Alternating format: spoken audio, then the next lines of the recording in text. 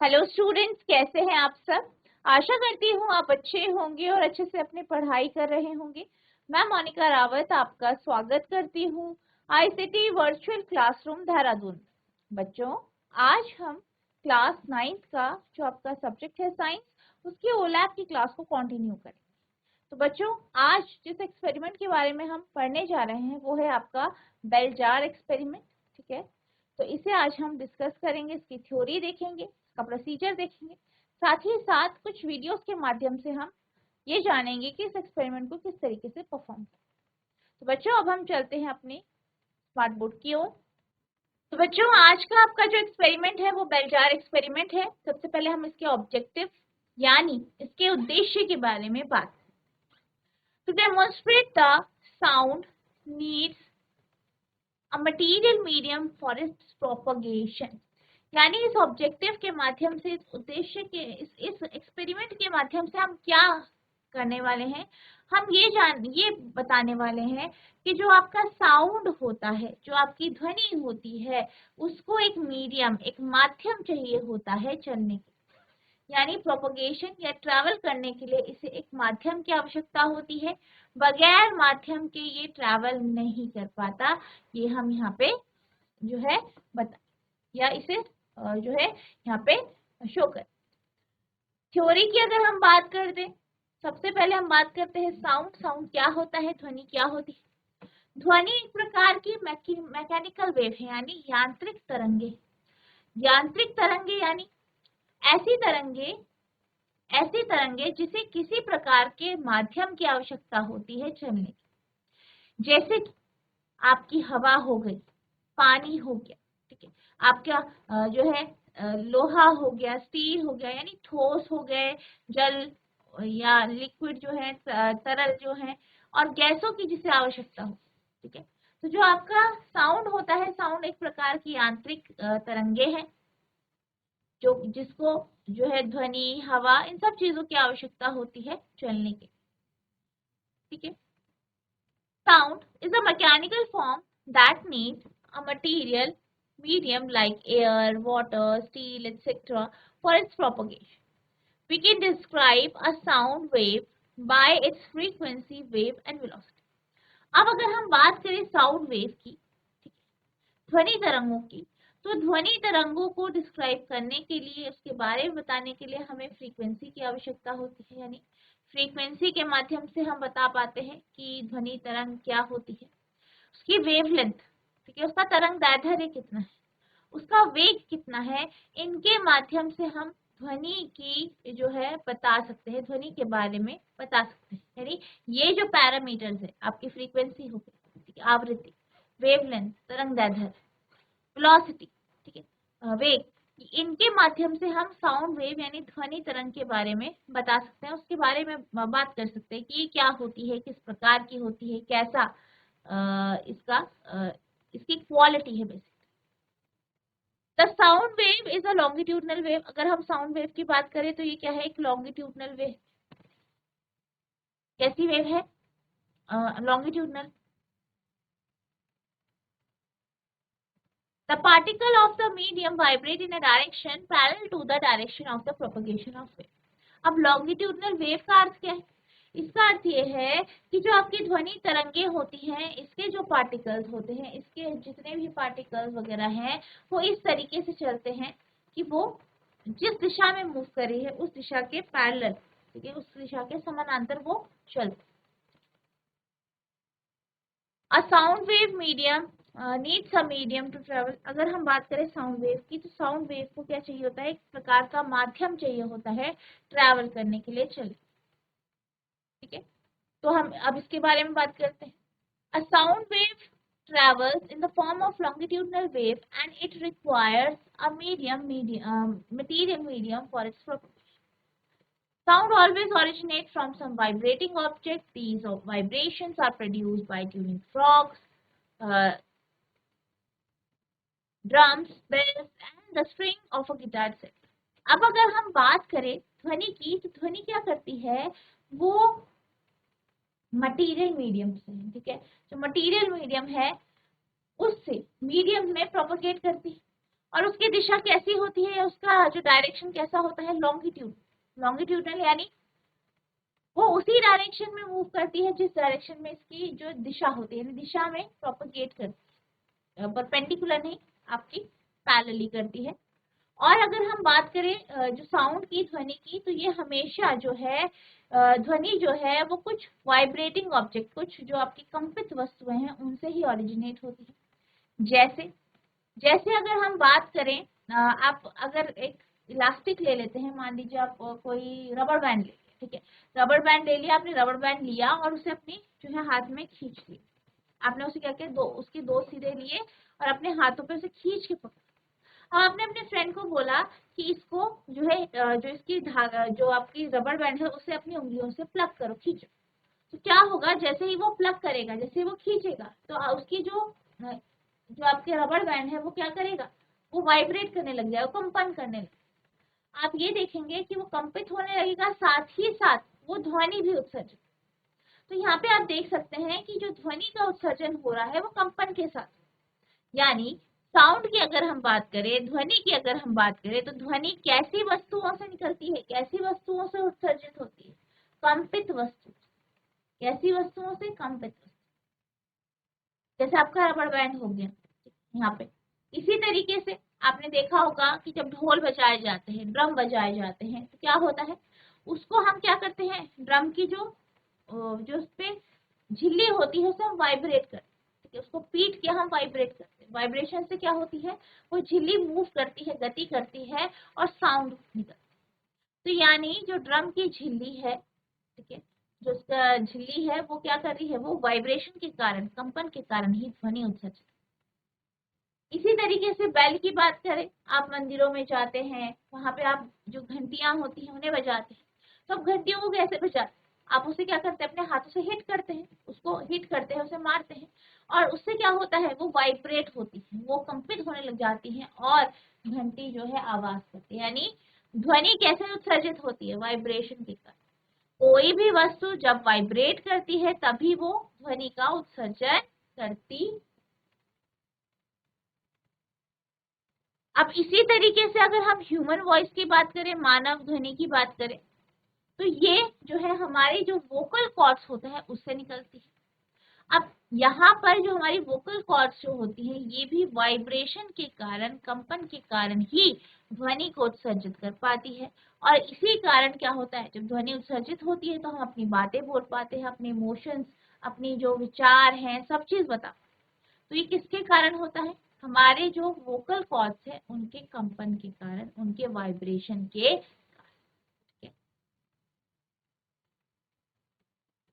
Human voice originate from vibration of vocal cords and the sound from the musical instrument is due to vibration of air columns। यानी जो human voice है, जो मानव ध्वनि है, ठीक है, वो किससे उत्सर्जित होती है, हमारी वोकल कॉर्ड्स, और वोकल कॉर्ड से ही उत्सर्जित होती है। और किसी किसी के इसमें जो है आपकी कुछ वस्तुएं हैं वो कंपन कर रही हैं, ध्वनि उत्सर्जित कर रही है, लेकिन वो हमें सुनाई नहीं देती, ठीक है, वो हमें सुनाई नहीं देती क्योंकि वो जो ध्वनि है वो हमारे ऑडिबल रेंज में नहीं।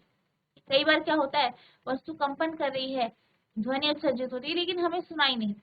ऐसी ध्वनियों को अश्राव्य ध्वनियां कहा जाता है, या नॉन ऑडिबल या इनऑडिबल साउंड्स कहा जाता है। और जो ध्वनि हमें सुनाई देती है वो श्राव्य ध्वनियां यानी ऑडिबल साउंड्स होती है। और इसकी जो रेंज होती है वो 20 हर्ट्ज से 20 किलो हर्ट्ज होती है, ठीक है। और अगर हम बात करें 20 हर्ट्ज से जो ऊपर की ध्वनियां होती है, उससे नीचे की जो ध्वनियां होती है उसको हम कहते हैं इंफ्रासोनिक साउंड। और जो हमारी 20 किलो हर्ट्ज से ऊपर की ध्वनियां होती है उसे हम अल्ट्रासोनिक साउंड कहते हैं। Human voice originate from vibration of vocal cords, यानी मानव की जो ध्वनि है वो वोकल कॉर्ड्स के कंपन के कारण उत्सर्जित होती है। And the sound from the musical instrument is due to vibration of the air column. इसी तरीके से जो हमारी म्यूजिकल इंस्ट्रूमेंट होते हैं, जैसे आपका गिटार हो गया, सितार हो गया, तो वहां पे ध्वनि कैसे निकलती है, जो एयर कॉलम है वो वाइब्रेट करता है। वो उसके वाइब्रेशन के कारण, या जैसे अगर हम ड्रम की बात करें तो झिल्ली वाइब्रेट करती है, उससे ध्वनि निकलती है। In some cases, the vibrating frequency of the source may be so very small or so very large that is not audible to the human. कुछ केसेस में क्या होता है, जो वाइब्रेटिंग फ्रीक्वेंसी होती है वो बहुत कम होती है, किसी में बहुत ज्यादा होती है और वो हमें सुनाई नहीं। ऐसी ध्वनियों को हम क्या कहते हैं, अश्रव्य ध्वनियां, यानी नॉन ऑडिबल। ठीक है, non audible sounds, inaudible sound. The audible frequency range from 20 hertz to 20 kilo hertz. अगर हम श्रव्य ध्वनि की आवृत्ति की बात करें, उसकी जो फ्रीक्वेंसी होती है वो 20 से 20 किलो हर्ट्ज होती है। The frequency below 20 hertz is called infrasonic and the frequency above 20 kilohertz is ultrasonic. अगर हम 20 हर्ट्ज से नीचे की ध्वनियों की बात करें तो ऐसी जो ध्वनियां जिनकी फ्रीक्वेंसी, जिनकी आवृत्ति 20 हर्ट्ज से नीचे होती है उन्हें हम इंफ्रासोनिक साउंड कहते हैं, और जिसकी 20 किलो हर्ट्ज से ऊपर होती है उसे अल्ट्रासोनिक साउंड कहते हैं। The Bell-Jar experiment is a common experiment used to demonstrate that sound needs a medium.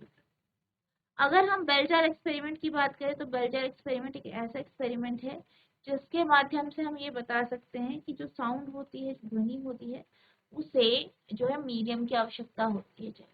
तो ये आपका यहाँ पे थ्योरी हो गया, आप इसे नोट करें।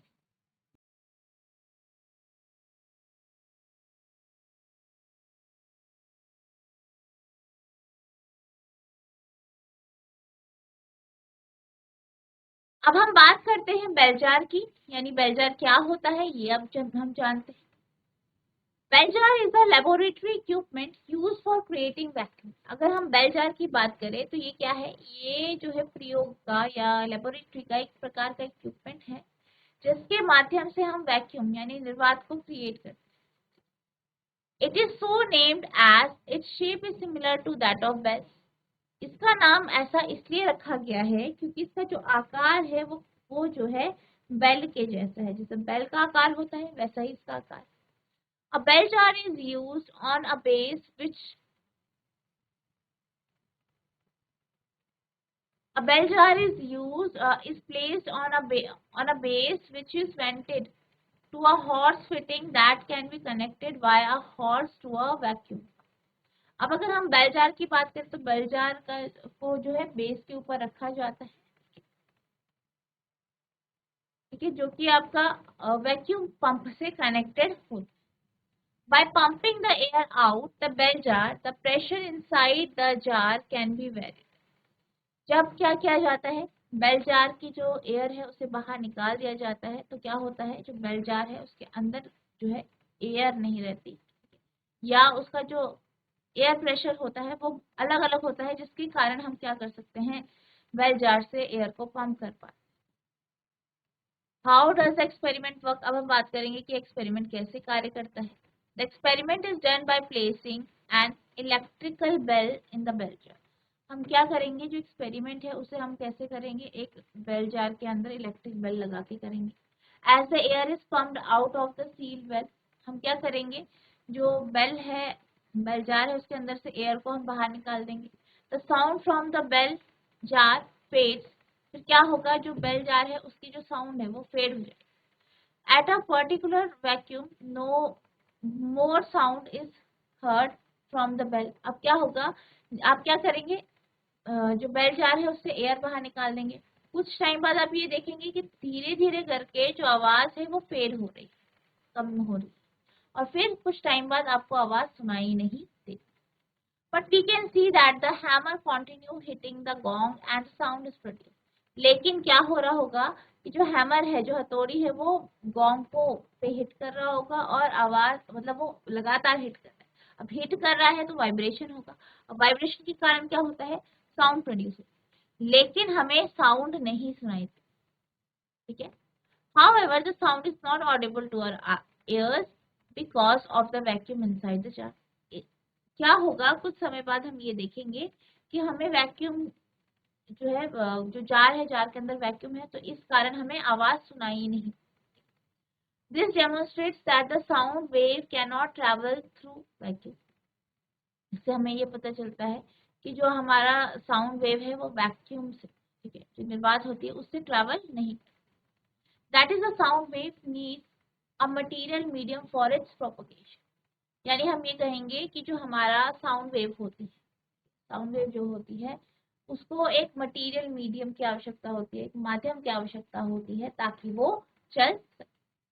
Learning outcome, we can infer that sound needs a material medium for its travel।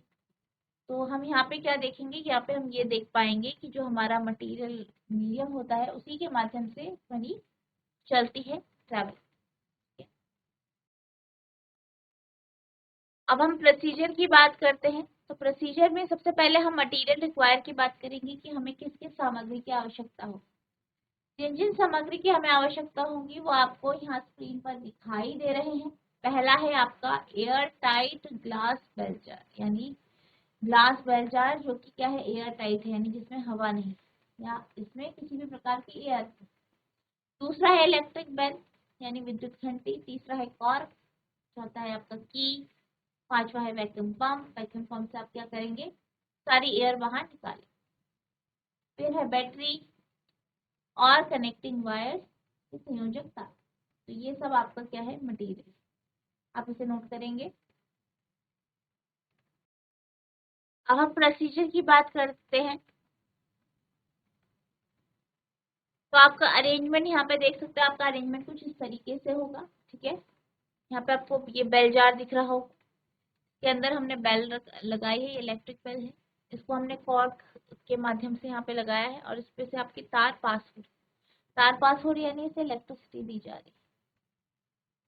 यहाँ पे हम क्या करेंगे, ये जो यहाँ पे हमने क्या किया है, एक पाइप के माध्यम से वैक्यूम पंप को जोड़ा है और इस वैक्यूम पंप के माध्यम से हम इस यहाँ पे जो यानी ये जो बेल जार है इसमें जो गैस है उसे बाहर निकाला है, जो भी एयर है उसे बाहर।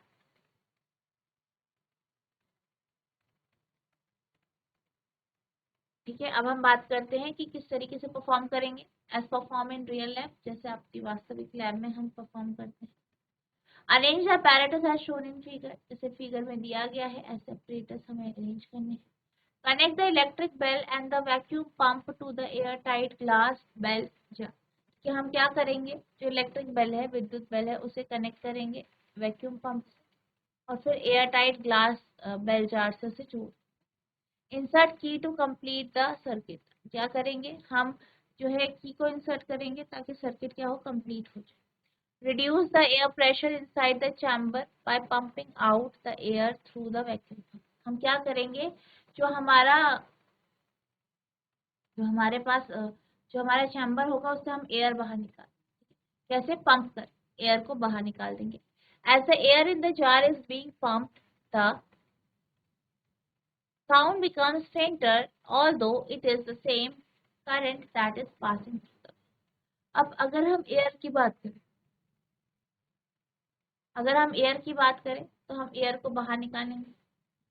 इससे क्या होगा, धीरे धीरे करके जो है हवा जो है वो एयर बाहर निकलती रहेगी और जो साउंड है वो हल्की होती रहेगी। On reducing the pressure, air pressure further, the intensity of sound reduces and stops। और प्रेशर को कम करके क्या होगा, हम ये देखेंगे कि जो साउंड है वो आपको सुनाई नहीं देगी या कम हो जाएगी या बेहद बंद। ठीक है,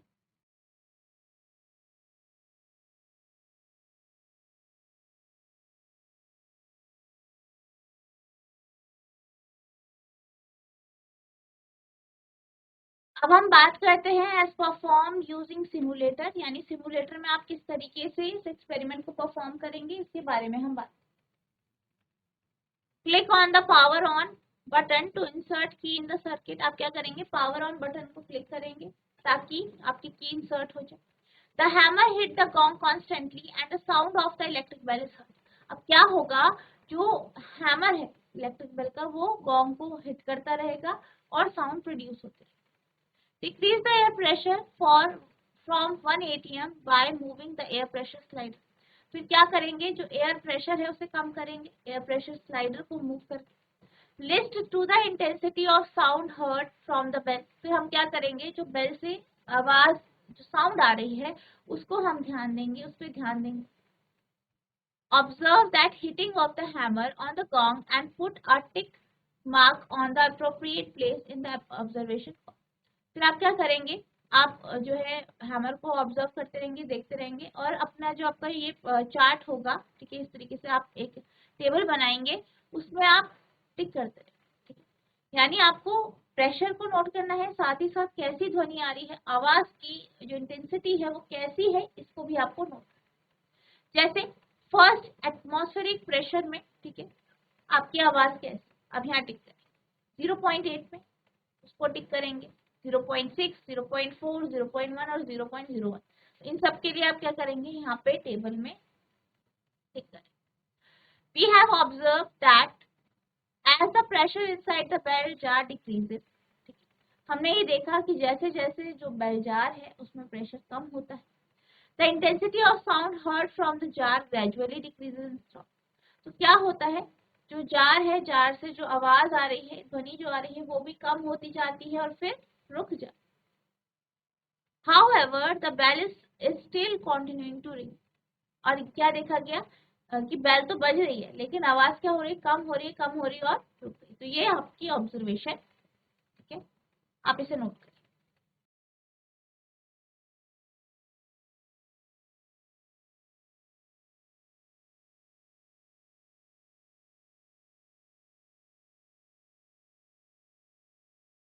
अब हम एनिमेटेड वीडियो के माध्यम से ये देखेंगे कि आप इस एक्सपेरिमेंट को किस तरीके से परफॉर्म करें।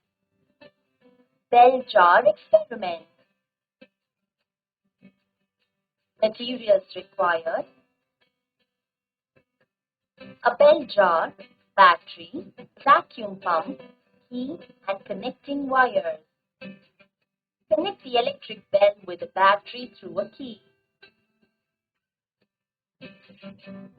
Then connect the vacuum pump to the bell jar.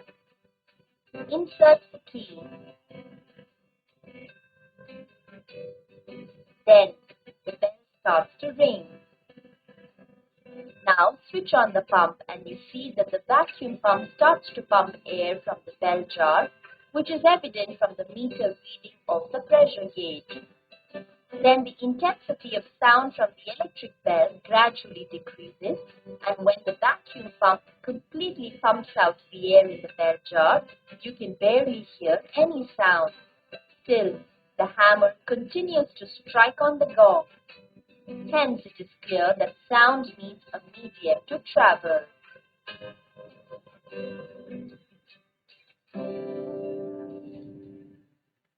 अब हम बात करते हैं सिमुलेटर की। तो आप सिमुलेटर पे जाएंगे तो आपके पास स्क्रीन में कुछ इस तरीके से आ जाएगा। यहाँ पे आपके पास स्क्रीन है, आप देख सकते हैं। ये आपका जो है बेल जार है, इसके अंदर आपकी बेल लगी है। इसे हमने बैटरी से जोड़ा है, कीज से जोड़ा है और साथ ही साथ हमने बेल जार को जो है वैक्यूम पंप से जोड़ा। अब यहाँ पे इंस्ट्रक्शंस दिए गए हैं, क्या आपको इंस्ट्रक्शंस आप देख रहे होंगे। पहले लिखा है click on the power button, power button में क्लिक करें, यानी यहाँ पे क्लिक करें। Click on the show waves, show waves में आप क्लिक करेंगे। Propagation check, show waves. Move slider to vary the air pressure, तो ये आपका स्लाइडर से आप मूव करेंगे तो एयर प्रेशर वेरी होता रहेगा, ठीक है, और आप जो है यहाँ पे साउंड सुन पाएंगे, ठीक है। तो हम देखते हैं किस तरीके से इस एक्सपेरिमेंट को परफॉर्म करना है। पहले आप पावर, तो आप देख सकते हैं कि बेल रिंग हो रही है। अब आप क्या करेंगे, एयर प्रेशर कम करेंगे। तो आप देख सकते हैं कि एयर प्रेशर कम हो, अब बढ़ा रहे हैं तो आवाज आपको तेज लगेगी। यहाँ पे आप शो वेव्स जाएंगे तो आपको यहाँ पे पैटर्न्स दिखाई दे, इस तरीके से ये मूव होगी। तो हम क्या करेंगे, हम टेबल पे जाएंगे। आपकी टेबल है यहाँ पे, ठीक है। तो फर्स्ट एटीएम के लिए आप देखेंगे कितनी है साउंड, तो आप देखेंगे कि इस पे बहुत ज़्यादा हो रही है, फिर और कम में कम होती जा रही है, ठीक है। पहले वेरी हाई है, फिर 0.8 में क्या हो रहा है, आपका हाई हो रहा है, फिर 0.6 में लो, 0.4 में वेरी लो और 0.1 में बहुत कम और 0.001 में आपको साउंड नहीं सुनाई। तो इसको आप टिक करेंगे, ऑब्जर्व करेंगे सब चीज़ें और फिर आप लास्ट में जो है अपना रिजल्ट लिख देंगे कि जो है आपकी जो साउंड होती है, ध्वनि होती है, उसे एक मीडियम चाहिए ट्रैवल। फिर से देख लेते हैं एक बार, देख सकते हैं, पावर ऑन करेंगे, 1 पे आ रहा है बहुत तेज, 0.8।